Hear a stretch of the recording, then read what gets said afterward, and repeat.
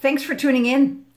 I want to talk with you a little bit about emotional eating and change. Life is a creative process. We came here to create, not to blindly follow whatever our ancestors did. We are here to create, to carve out our own little niche, to make our life the way we like to have it. So we learn from our caretakers, our parents in the beginning, either good or bad. We learn certain stuff. We like certain things and we do not like certain things. And those of you who have children, it's very obvious that children like familiarity. They like what is familiar to it. It doesn't pose a threat. Something new, for the most part, in little children, is scary. Change is scary because they have yet to find their own being, their own confidence in the world.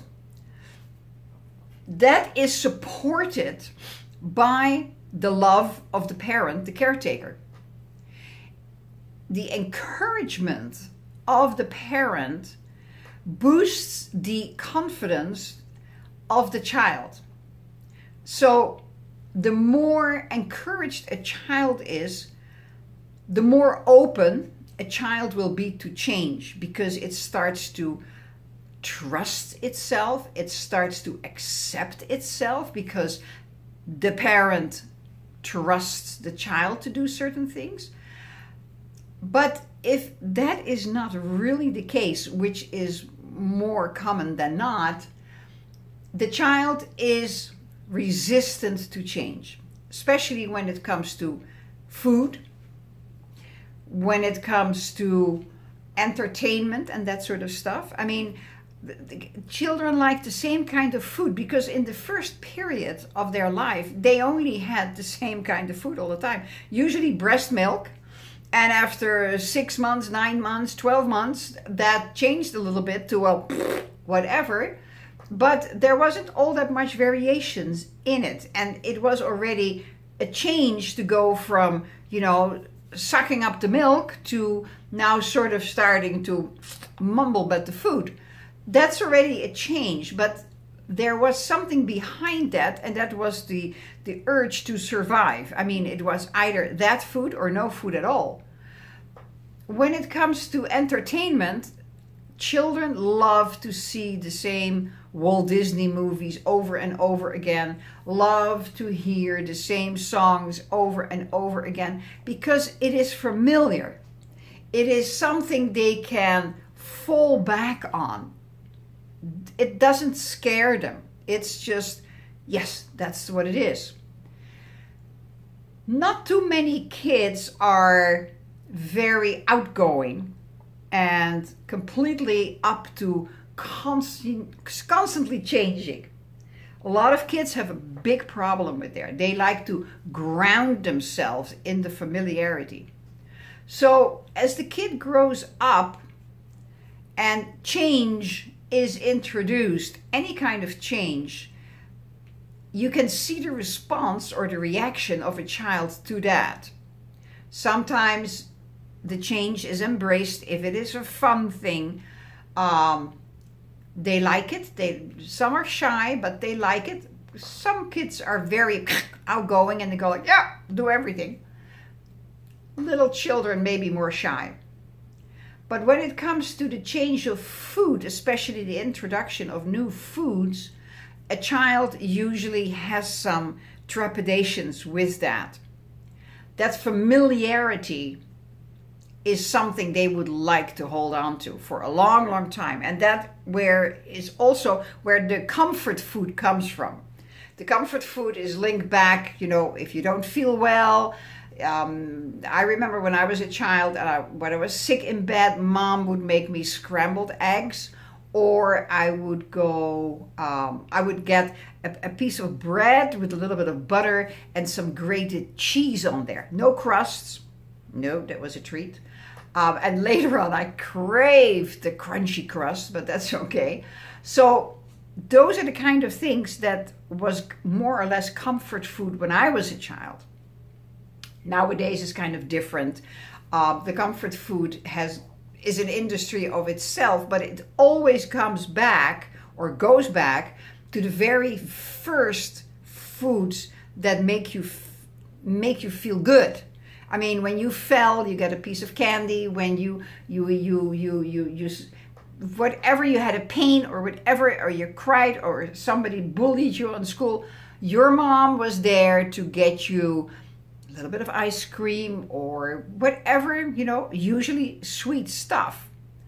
So that is something that we humans, adults, don't really care to change, because the comfort food is still there. And when you're not feeling screaming from the rooftops how happy you are, if you're neutral, or most people are below neutral, unfortunately, the comfort food is very important, and it's always the same kind of substance that take you back to your early childhood years. Ice cream, muffins, cookies, candy, chocolate, macaroni and cheese is a big one as well. Another one is it's any kind of pudding or porridge, you know, nice and warm. A cup of hot cocoa is also a sort of a comfort food. I mean, comfort food is never a green smoothie or a stalk of celery with some nut butter on it. That's not comfort food. So a piece of pie, that's a comfort food, because it's all sweet. It reminds you of the sweetness of the breast milk that you got, even though it wasn't sweet for you, who was not introduced to sugar. Your enzymes in your mouth made it sweet. They broke it down and it tasted sweet. Here's the whole thing with the carbohydrates. When you break down the carbohydrates, the enzymes that break down the carbohydrates break it down to sugars, because carbohydrates are complex sugars. So the enzymes break it down to single sugars, which taste sweet, so the body can process it. Enzymes are there. Enzymes are like scissors. They cut the food in pieces so that the body can easily digest it. For everything there is an enzyme. For the fat, for the meat, for the carbs, for everything there is an enzyme in the body. That's called the digestive enzymes. And sometimes when you get older, they don't work so good anymore, and then you just replace them with natural enzymes. Bromelain is a very good, papain is a very good one. So that's what we do. But the familiarity, the being familiarity is safety. You know something, it's safe. And so here now, where we have the emotional eating, the feeling of safety is gone. And you're trying to compensate that by eating, by what I've explained before, by expressing your emotions that you're not dealing with, that have not been dealt with when you were a child, but they are triggered by whatever situation in life right now.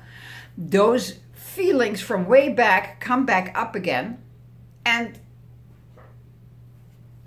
you just eat because you don't want to change a number of things in your life.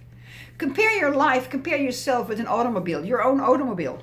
You change the spark plugs, you change the oil, you change the tires, you change a lot of things in the car because you want to have it run smoothly. So let me ask you, what do you change about yourself? What do you change about yourself? Because it's the mental attitude towards your triggers that continue to go on the way they're going unless they are changed out, terminated, finished, because that occurred in your childhood. That was then. This is now. All these emotions that are running rampant, that are causing anxiety, depression, bulimia, anorexia, emotional eating, they're all based in negative experiences that were never dealt with. The emotions were not addressed by the parent because the parent didn't know what to do with it either, for the most part. So the child started to form beliefs and still have those beliefs that it has as a child, but now those beliefs are not looked at. Those beliefs are not put on under a microscope. Scrutinize your beliefs.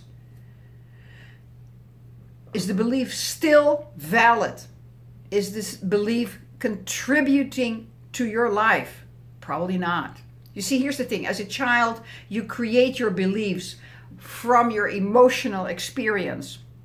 Most of the time, the feeling of I'm not good enough, or I am not enough, or I am rejected, what I want is not available. Those kind of emotions turn into beliefs as a child, and you carry them with you. First, they make your life, and then, first you create your beliefs, and then your beliefs create your life. You live your life based on beliefs. And you have to look at your beliefs. Now, that may not be always so easy because you have perhaps beliefs spinning in the background that you have no idea about. And that's where somebody like me, a therapist, can help you perfectly.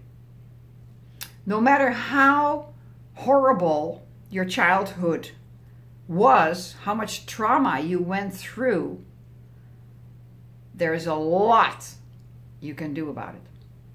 Trauma can be addressed, not overnight, but going back and not reliving it. You cannot relive something. You've lived it.